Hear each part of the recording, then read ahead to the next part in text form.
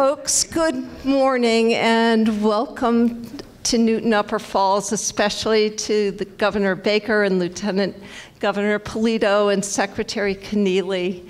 It's good to all be together. I want to, Greg Clark, where are you? That's the business owner. Greg, there he is, waving a hand. This is an old mill building that Greg is restoring. He's got tenants already moving in. Nice job, Greg. Thank you for welcoming all of us here. And I do want to acknowledge some of my partners here in government. We have the president of our City Council, Susan Albright. Welcome back from Israel. I think she's still suffering from jet lag. Susan, just say a hello right there. She is joined by our Vice President, Rick Lipoff, Allison Leary, Pam Wright, Deb Crossley, Andrea Downs, and Bill Humphrey. I don't know, is anybody here from the Upper Falls Area Council, another elected body? Give a wave also. And the president of the council, I do see Anil Adyanthaya.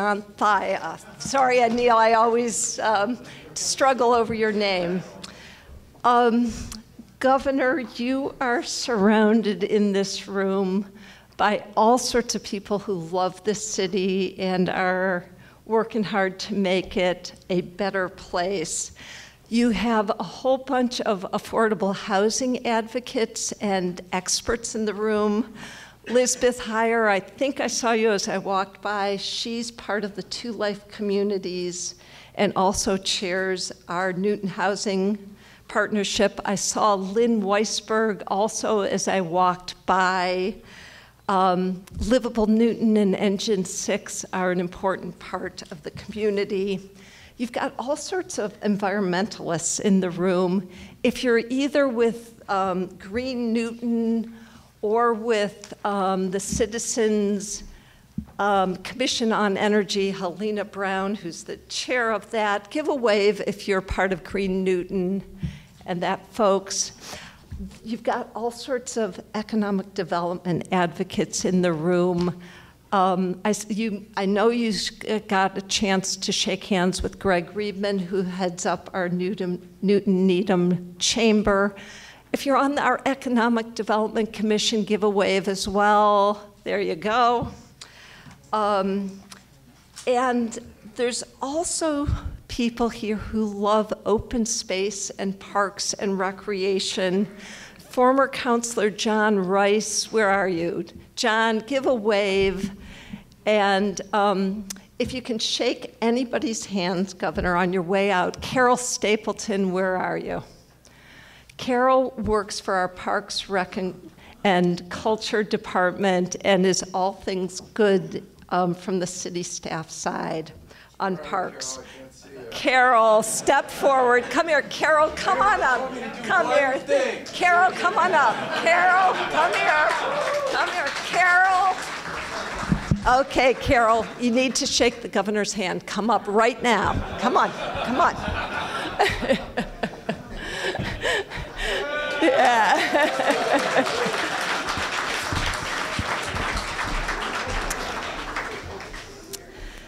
So, and supporting all of these aspirations for good things here in Newton, you do have a risk taker, which is the Northland folks. They, Peter Standish, give a wave here. Northland is located right in Newton. They're headquartered right here.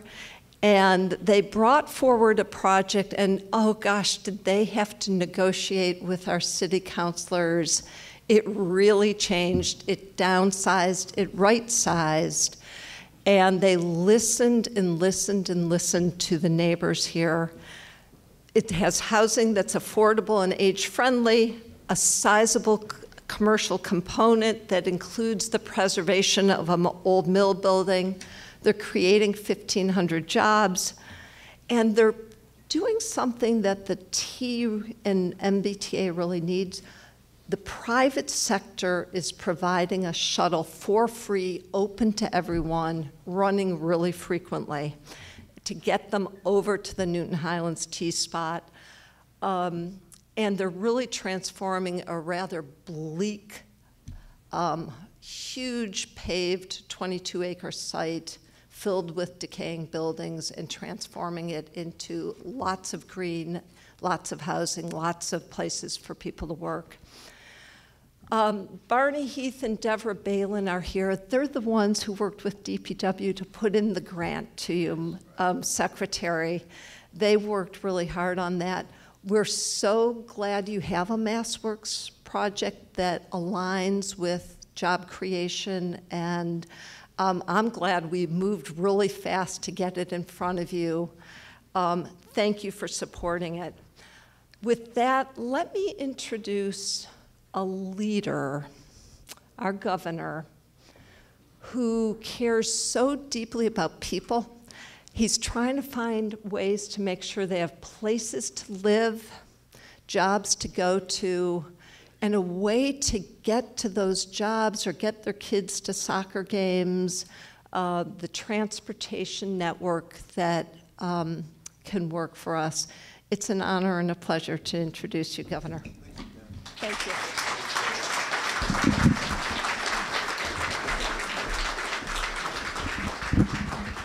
So first of all, Mayor, let me just start by thanking you for your leadership on this and on many other projects here in Newton. You know, the MassWorks program is probably the most flexible asset we have to support local communities around economic development, around housing, around transportation, and around community building. And we use it in many different ways to support what local communities are seeking to achieve. But I have to say that over the course of the last 5 years, I can't tell you how many times I have been in a mill building, an old mill building that is being converted into some combination of mixed use, housing, workforce housing, affordable housing, transit-oriented development, time and time again, and the Lieutenant Governor and the Secretary will vouch for me on this. We find ourselves in a community in Massachusetts where people have come together to try to take a glorious old building with a fabulous history that hasn't been occupied in many cases in a serious way for decades, and reimagining what it can be. And the MassWorks program ends up being a big part of how we help communities make these projects happen.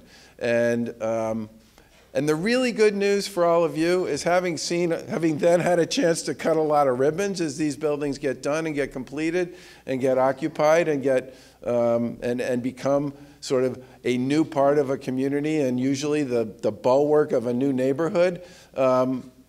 This is going to be a great thing. I can virtually promise you that if everybody does what everybody says they're going to do, you're going to end up with a spectacular asset here in your community that's going to make a really big difference for a lot of people.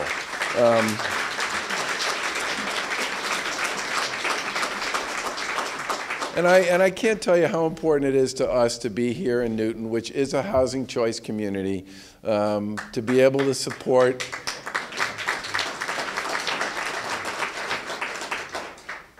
Look, we are #1 in many things, and I'm enormously proud of all of those things that we're #1 in, because the Lieutenant Governor and I have a chance to see up close, day after day after day, the spectacular people who are doing so many great things here in Massachusetts. But when you have the highest median home prices in America and the highest median rents in America, you need to do something about that.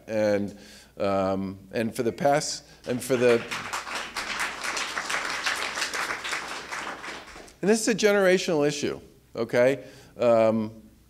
We will simply not be the kind of state we want Massachusetts to be if we don't find a way to create a lot more housing. And I'm talking all kinds of housing. I'm talking senior housing. I'm talking workforce housing. I'm talking transit-oriented development. I'm talking affordable housing.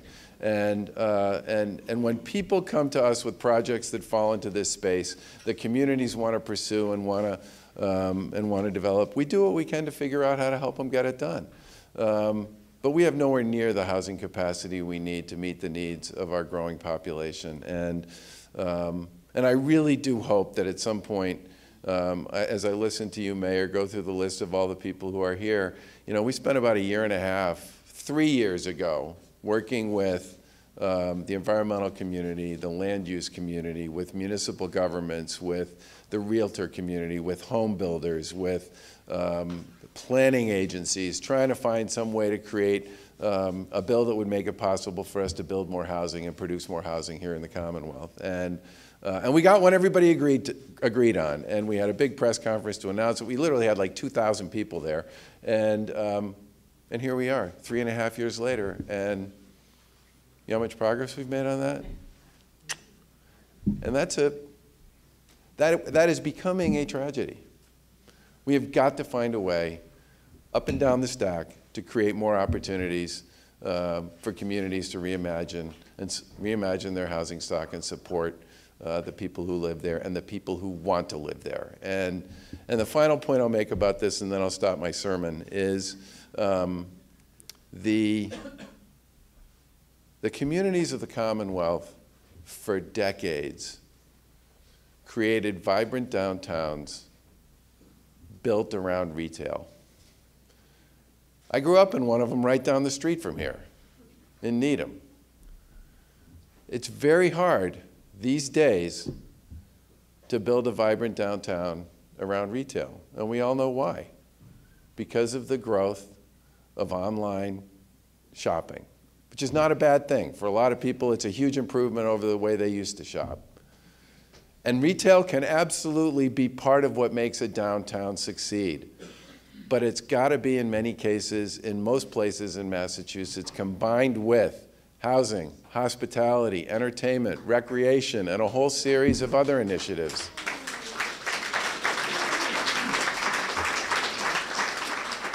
And to make that possible, we need to give communities the tools they need to be successful. And that's exactly what the legislation we've got pending up on Beacon Hill is designed to do. This project in particular that we're talking about today, the $400,000 that we're putting into the Greenway project and Pettee Square is exactly the sort of thing that we like to do as a complement or an ancillary opportunity to enhance a significant development project, which in this case you're talking about a $500 million initiative. And from our point of view, these are exactly the kinds of projects we like to be part of. We like to be part of supporting communities as they reimagine old, valuable, underutilized or unutilized assets like this and help them figure out a way to stitch them more effectively into their communities as they think about where they want to go in the future. And for us, this is exactly the type of initiative that time and time again we have been honored and pleased to support in communities across the Commonwealth. And I just want to give a tremendous tip of the hat to the mayor, to the folks from the city council who are here, to the folks who are part of the planning and the neighborhood association, and everybody else who's been part of making this happen. And I know I speak for the LG and myself when I say we can't wait to come back and cut the ribbon when you open it. And it becomes a really vibrant and wonderful part of this part of Newton. Congratulations and good luck with the rest of this project. And like I said, we can't wait to come back. And with that, I'm going to turn it over.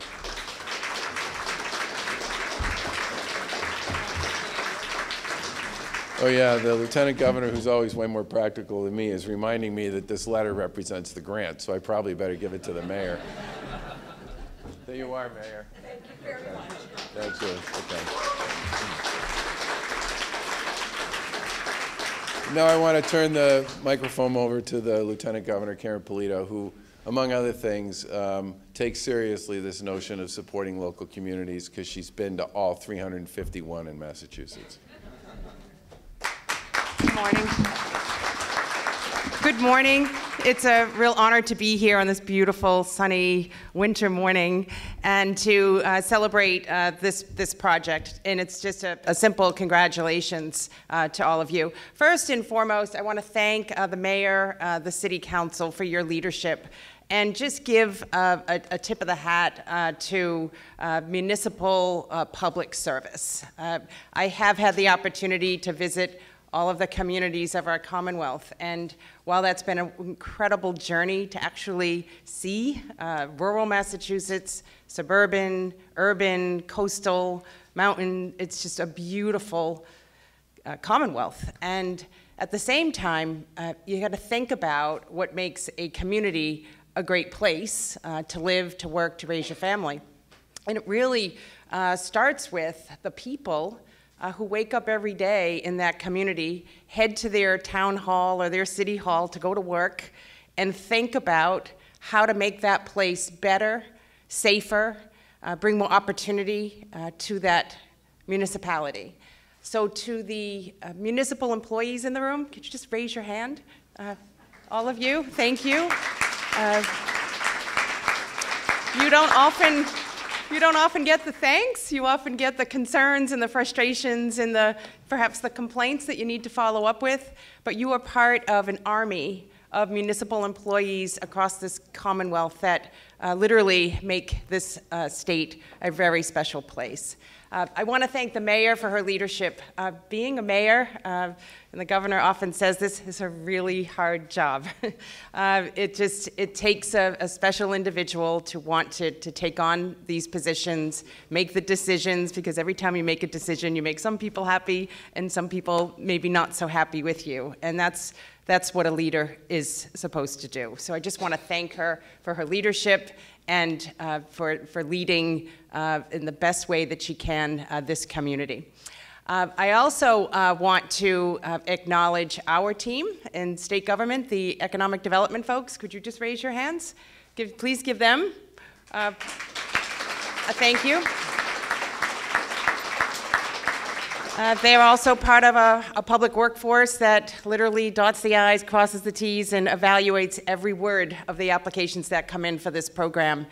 These are not given out to everyone. These projects have to be shovel-ready. They have to check off some important categories like job creation, housing production, more revenue to a community. You know, you expand your tax base, you bring more revenue in, you can drive better service in a community. This is a fantastic program, and we are always evaluating state government programs and their effectiveness, right? And this is one of them that definitely rises up to the top. MassWorks works. And it's a program that works because, in my view, it is not 100% government solve to a problem. But what it does is put down some government dollars to unlock private sector investment that really does drive the economic impact that we are striving for. In our administration's time, in 5 years, we have invested about $500 million of government, state government dollars in infrastructure grants like this today. That unleashes about $9.2 billion of private sector investment. It also creates more jobs and housing and just more opportunity. So the solutions, while government gets things started, really lie with developers and environmentalists and activists to bring their ideas forward, to rethink a downtown, to rethink a Main Street, to rethink an old building like this, and really bring the possibility to a reality. So this is a program that works, so you can see more of this. We're filing an economic development bill in a few weeks. We certainly will be looking for the support of the legislature to continue this program so that we can offer more dollars like this to our communities. And the economic development bill will contain more opportunities to invest in housing, workforce. You know, obviously we invest in places, we're going to invest in people. That's our biggest asset in this Commonwealth. When we have the talent and the skills and people with the know-how to do the jobs, it really does catalyze more economic activity in the Commonwealth.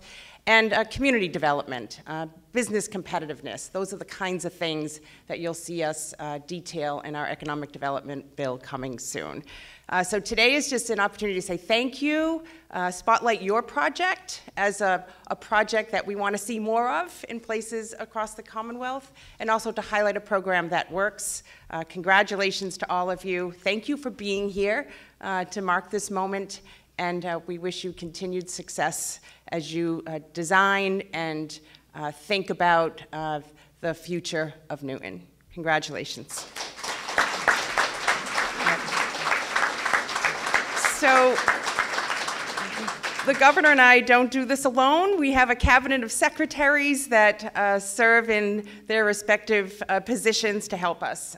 Secretary Mike Kennealy is our housing and economic development leader, and we're very pleased that he's been working hard, crisscrossing the Commonwealth with me as we plan out our economic development bill. And I'd like to now turn it over to Secretary Kennealy to talk a little bit more about that.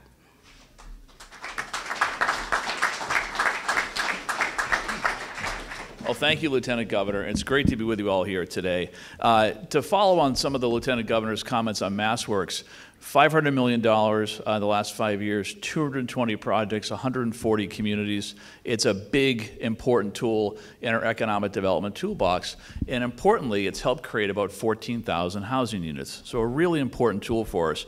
But these dollars are competitive to access. So for perspective, this year, we had 93 applications, and we're making 37 awards.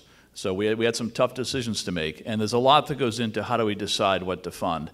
And actually, I want to acknowledge Juan Vega from our team. Where's Juan? Juan, thanks. Juan's job is to give out money. He tends to be well-liked. So it's, but there's a lot that goes into the decision making, but at the end of the day, we want to fund projects that accomplish two things. One is they're going to have an impact on a neighborhood, on a community, on a municipality, and maybe even the whole region and the whole state.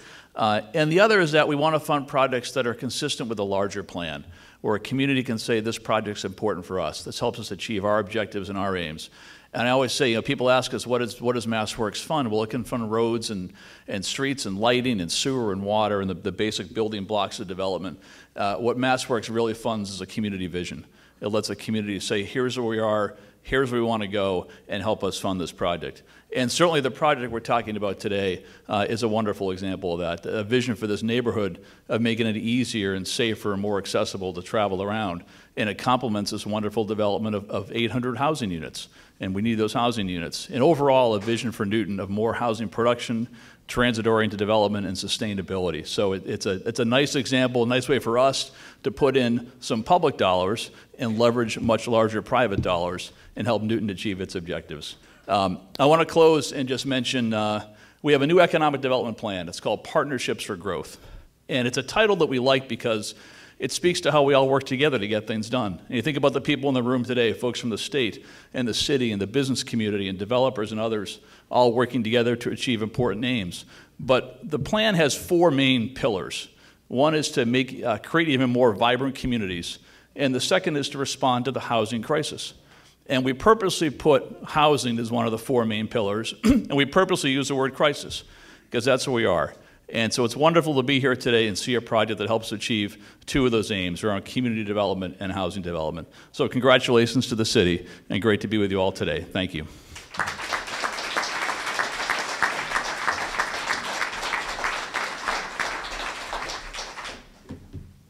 We have one last speaker who's a very special fellow.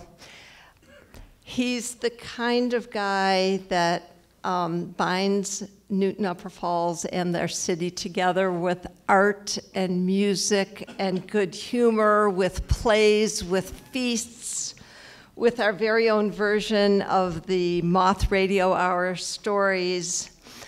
He's also a community activist with a whole bunch of people in this room who helped make our linear park, the Greenway, possible. May I introduce our own Jerry Riley.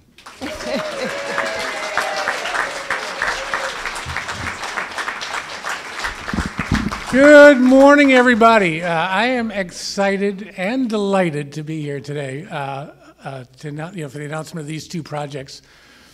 I know, and I think everybody who lives in this neighborhood in Upper Falls knows, when the state and the city get together and do something, great things can happen. And about 5, 6 years ago, that happened. The state owned an abandoned railroad line that was kind of run down, beat up. It was sort of a scar right through the middle of the village. The state turned it over to the city turned it into the Upper Falls Greenway. Now, you know, it's, in the grand scheme of things, it's a modest thing. It's a mile long. It's not the Appalachian Mountain Trail. It's, you know, but it's, in our neighborhood, it's been a huge thing. You know, over the years since it's been built, it's become our, you know, it's like our fitness center. It's our dog park. It's our social club. It's our art gallery. The last 2 years, we've had art exhibitions all summer long. So for living in the neighborhood, this has been a huge thing, the city and the state coming together to build this thing.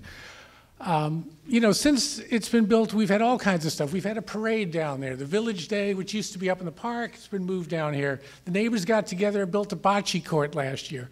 So it's kind of, you know, done all these things. But the two things it's done that I love, it's got people walking and talking. Two things that are really near and dear to my heart, you know? So today, you know, with these two projects, once again, the state and the city are getting together, and I think it's got a huge potential for building on what was started years ago, knitting the neighborhood together, and most importantly, getting a lot more walking and talking going on. So we thank you to the state, the governor, the city, the mayor, everybody else has been involved, the planning department, and I'm sure there's 1,000 other people who've been behind the scenes on behalf of us here in Upper Falls and the city in general. Thank you.